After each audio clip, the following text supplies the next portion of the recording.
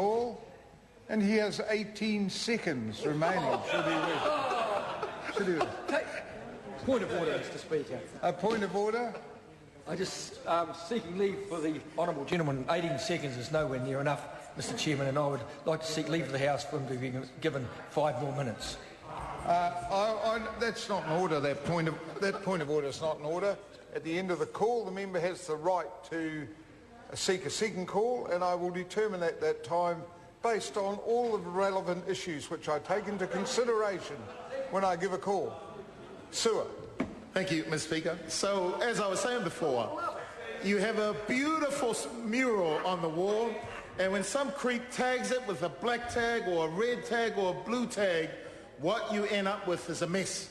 And that's what I'm saying, that with the tinkerings around this third bill, sir, what we're ending up with a mess, and that's what Aucklanders are saying. Mr. Chairman. Sir William Seo. Have I told you, Mr. Chairman, about one of the submitters who submitted to the committee, who said that he feels that it reminds him of the story about the turkey. And the story is that the turkey has a starring role at a Christmas dinner. Well, it could be a pig, Mr. Chairman, but in this case, it's his story. Panmure Action Group from Panmure, they were quite angry about the way the government introduced this proposal in rushing through, not giving everybody an opportunity to be able to make their significant contribution. But his story about the turkey, sir, is that when the starring role of the turkey at a dinner is it's decapitated, it is gutted, it is stuffed, it is stitched up, it is put in the oven, it is carved up and served to the diners. Sounds like Auckland. And the point he said, sir, that after the diners have had their fill, all that is left is an empty carcass. Now, that is the imagery he painted for the committee, because he felt that what this government was doing, the way that this government had gone about to structure the city so that it favours, in many ways, the government has control of those people on the CCOs. He believed that this was a way for this government to flog off the significant land holdings, to flog off the water assets of the Auckland region, to flog off the airport shares that currently are held in Manukau and Auckland, to flog off what the Auckland people regard as significant asset holdings generating income for the region.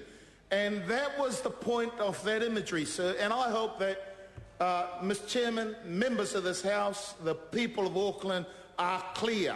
That is what this structure is about. It is a hostile takeover. It is privatisation. They may not use those words.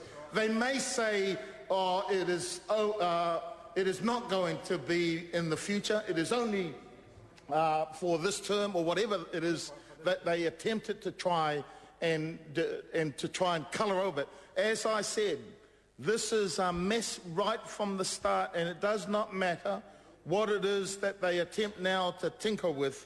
It is still a mess, and the overwhelming number of Aucklanders who submitted through the polls that have been conducted on the web pages and the rallies that have taken place do not support what this government is proposing for the Auckland region and its people. I want to say briefly that Mr.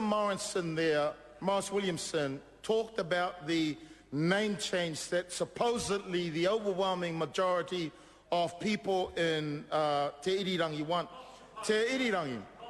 Well, let me read you a letter that came. Let me read you a letter from Diane Cleverly, a member of the National Party. I beg to differ, Mr. Diane Cleverly is a significant member of the National Party in Pakuranga, who has a good following of moderate nationals who, whilst they support the National Party, just do not like what they are doing with the Auckland region. They do not like the fact that the decision made by the Local Government Commission has been steamrolled, and what they're appealing for is that the process should have been allowed to take place where the electorate of Botany, Howard, Pakuranga would have the opportunity to choose their elected representatives come the local government elections in September, October, and allow those representatives to decide whether the name ought to remain. Now, I don't know whether Mr. Williamson, I don't know whether Mr. Williamson understands the significance of the name Te Irirangi. Te Irirangi, sir, has a long history with Māoridom. It is a significant name to the Māoridom, not only of that area, but in other significant areas of New Zealand. And I want to say, sir, that if this government, if your government, Mr. Chairman. Honourable, no, just